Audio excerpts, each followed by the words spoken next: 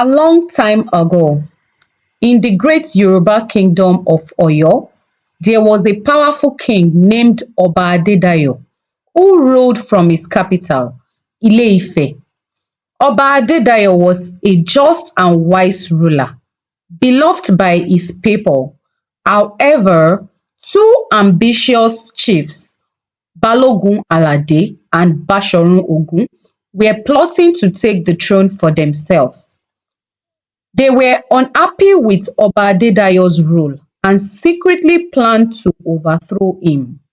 Meanwhile, the king of a neighboring kingdom, Oba Orunto, wanted to conquer Oyo and placed his son, Prince Adetola, as the new king. The kingdom was in danger, and everyone in the palace hoped that Oba Adedayo's wife, Olori Moronke, would give birth to a son who could grow up to be the next king and defend Oyo from its enemies.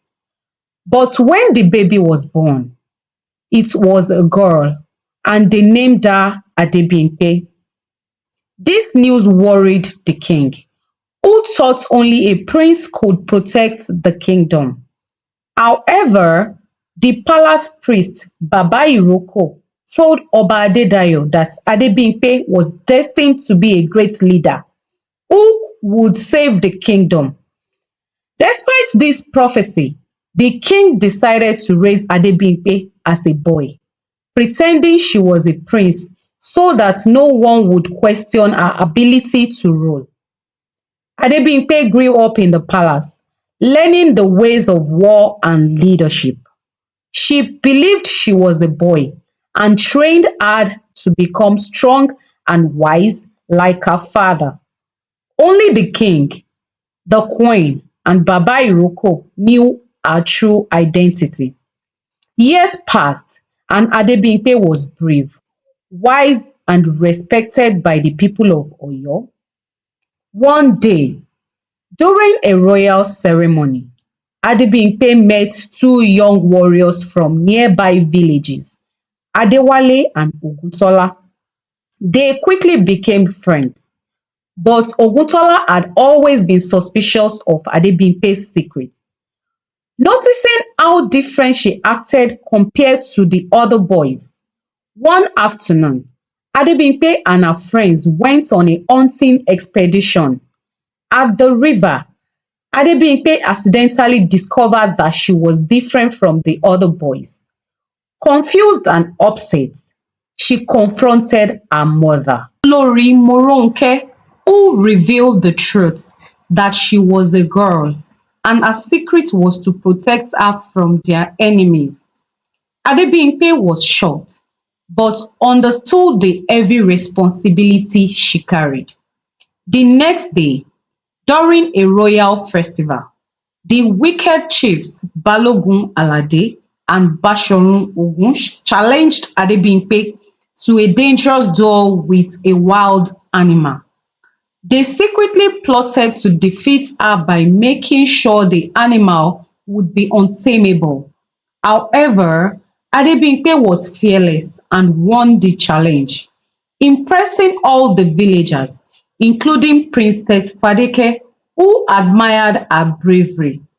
Despite the victory, the chiefs knew her secret was still safe. As time went by, the pressure on Oba Adedayo increased. He decided it was time for Adebimpe to marry a princess, hoping to solidify alliances with neighboring kingdoms. However, during the wedding night, Adebimpe confessed to Princess Fadeke that she had vowed not to marry until the kingdom was safe. A spy overheard this conversation and reported it to the evil chiefs. They seized this opportunity to spread the secret and shame Oba Adedayo's family. Before they could expose the truth, Baba Iroko revealed Adebimpe's true identity to the people and declared her the rightful queen of Oyo. Many villagers were upset, feeling deceived, and rejected her as their ruler. The kingdom fell into chaos as Balogun Alade and Basorun Ogun used the moment to seize power. Oba Adedayo was forced to step down and Adebimpe, heartbroken, left the palace. Soon after, the chiefs began oppressing the people with high taxes and cruelty. The villagers realized they had made a mistake by rejecting Adebimpe. In desperation, they sought her out to lead them against the wicked chiefs. Adebimpe, now fully embracing her role as queen, gathered the people to form an army. On their journey, they met Ogutola, who had secretly formed his own army to protect Adebimpe's right to the throne. Together, they joined forces to fight the evil chiefs. With their courage and wisdom, Adebimpe led the united armies and defeated Balogun Alade, Basorun Ogun, and even repelled invasion from Oba Oronto. The people of Oyo welcomed her back. Adebimpe ruled with fairness and strength, but her journey was not over yet. The elders of the land reminded her of a great challenge that every ruler must face to prove their worth. The challenge of the ancestors. This was a test where the ruler would need to enter the sacred forest of Ile-Ife and face three trials set by the spirits of their ancestors. Adebimpe knew that to fully secure her place as queen and protect the kingdom from future threats, she would have to complete this challenge. Her royal warriors, Adewale and Ogutola, offered to accompany her, but the elders told her this was a journey she had to make alone. The spirits of the ancestors only speak to those destined to lead.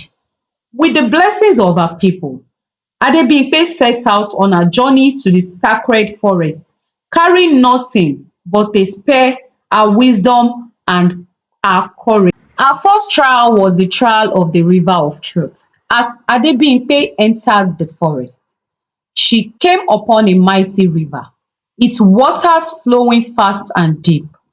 A voice echoed from the trees. This is the river of truth.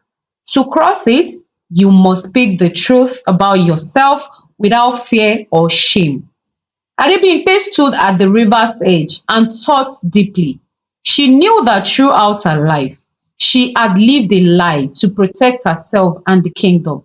But now she needed to face that truth. She knelt beside the river and spoke loudly. I am Adebimpe, born a girl but raised as a prince. I pretended to be something I was not, but I did it to save my people. Now I stand here as their true queen, ready to lead with honesty and strength. The waters of the river calmed, and a path appeared, allowing Adebimpe to walk across safely. She had passed the first trial. Our second trial was the trial of the forest of fear. On the other side of the river, Adebimpe entered a dark part of the forest where shadows moved like living creatures. She could feel fear growing inside her, and the air grew heavy with dread. The spirit spoke again. This is the forest of fear. To pass, you must face your greatest fear. As she walked deeper into the forest, Adebimpe saw visions of Oyo in flames, her people suffering under the rule of cruel invaders, and the evil chiefs Balogun Alade and Basorun Ogun returning with more powerful armies. She was terrified that she might one day fail her kingdom, but she remembered her people's trust and the love they had for her. She remembered the courage she showed when she accepted her true identity. With her heart strong, she shouted into the darkness, I will not be afraid. I have faced many challenges and I will continue to fight for my kingdom no matter what. The shadows in the forest faded away and sunlight broke throughout the trees. She had conquered the second trial. Her third trial was the trial of the spirits of the ancestors. At last, Adebimpe reached the final part of the sacred forest, where a large tree stood, its roots spreading wide into the earth. The air around her shimmered, and the spirits of the ancestors appeared before her, glowing with the power of those who have ruled Oyo long before. Adebimpe, they said in unison, this is the trial of wisdom. Every great ruler must show that they have learned from the past and will use that knowledge to lead wisely in the future. Tell us, what is the greatest lesson you have learned as queen? Adebimpe thought carefully before answering. I have learned that strength does not come from power or fear, but from the love and trust of the people. A ruler listens, protects, and leads with kindness. It is not just about wearing a crown, but being a servant to the people. My greatest strength is my people, and I will always stand by them. The spirit nodded in approval. You have learned well, Queen Adebimpe. You are worthy of the crown. With the blessings of the ancestors, Adebimpe returned to Oyo as a queen, stronger and wiser than ever before. Her people celebrated her return, knowing that they were safe under her rule. As Queen Adebimpe's reign continued, Oyo prospered, and peace spread across the kingdom. But far in the north, a new threat was rising. A powerful warlord named Ajagun, feared for his brutal conquests, had set his sights on Oyo. His warriors were strong and his army was vast, with rumors spreading that he had never lost a battle. One evening, as Adebimpe sat in her palace, she received word from her scouts that Ajagun's army was marching south, ready to invade Oyo. The people grew anxious, remembering the terror stories of Ajagun's ruthless ways. The chiefs and elders urged Queen Adebimpe to surrender, fearing Oyo might not withstand such a powerful enemy. But Adebimpe was not one to back down. She gathered her council, which included her trusted husband Adewale and the fierce warrior Oguntola. Oyo has faced danger before, she said firmly, and we will not let fear rule us now. We will prepare and we will fight. The plan for the battle started. Instead of rushing into battle, Adebimpe used her wisdom. She called upon the best strategists, hunters, and warriors of Oyo to come up with a plan that would give them the upper hand, even against Ajagun's large army. She listened carefully to their advice and gathered information and Ajagun's tactics. Queen Adebimpe knew that Ajagun was powerful, but also proud and impatient. She decided that the best way to defeat him was not through sheer force, but by using the land of Oyo to their advantage. Adebimpe's plan was simple yet brilliant. Lured Ajagun's army into the thick forest where they could not move quickly and then attack in smaller, swift strikes. She assigned Oguntola to lead a group of warriors who knew the forest well, while Adewale would lead the cavalry to guard the capital. Meanwhile, she would stay with her soldiers in the heart of the forest, ready to strike when the moment was right. When the battle began, as Ajagun's army approached, Queen Adebimpe sent messengers to him with false information, tricking him into believing Oyo's defenses were weak. Confident in his strength, Ajagun marched his entire army into the dense forest, thinking victory was close. But once inside, the narrow path and thick trees slowed his warriors down. Ogutola's warriors struck from the shadows, disappearing before Ajagun's army could respond. They cut off supplies, created traps, and weakened the morale of the invading soldiers. Queen Adebimpe waited patiently for the perfect moment when Ajagun's army was exhausted and disorganized. She led her forces in a surprise attack. Her soldiers, knowing the land, moved quickly and struck hard. Adewale's cavalry then charged from the rear, leaving Ajagun's army trapped with nowhere to retreat. Despite his fearsome reputation, Ajagun realized he had underestimated Queen Adebimpe and her people. His army, though large, was no match for the clever tactics of the Oyo warrior. One by one, his forces began to surrender. In the final battle, Queen Adebimpe faced Ajagun himself. As they fought to mocked her, saying, "A woman on the battlefield? You are no match for me."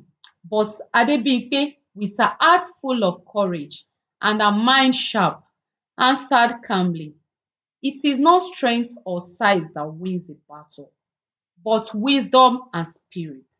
With a swift movement, Adebimpe disarmed Ajagun and captured him.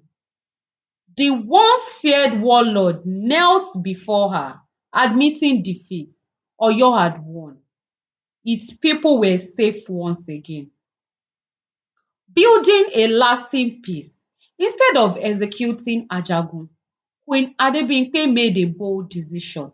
She spared his life and offered him a chance to live in Oyo under one condition: he will help build peace between his people and Oyo. Ajagun, humbled by her mercy, agreed, and from that day forward, he worked to undo the damage he had caused.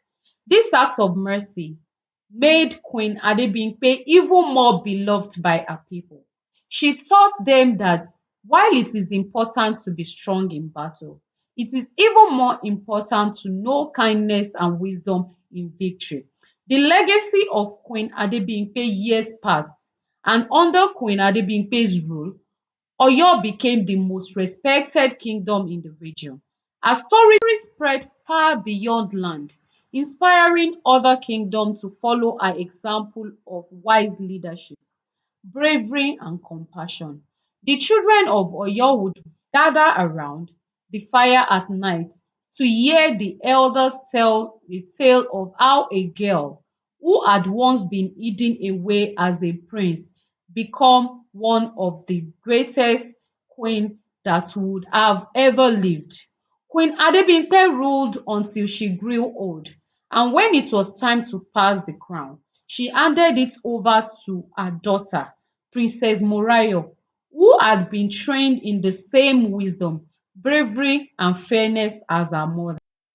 Queen Adebimpe's story teaches us that true strength lies not only in fighting battles, but in knowing when to show mercy, how to use wisdom, and how to unite people through peace. It reminds us that even when we face powerful enemies, with courage and a clever mind, we can overcome any obstacle and build a better world for everyone. That's it, good people. Thank you for joining us on this incredible journey through the life of Queen Adebimpe.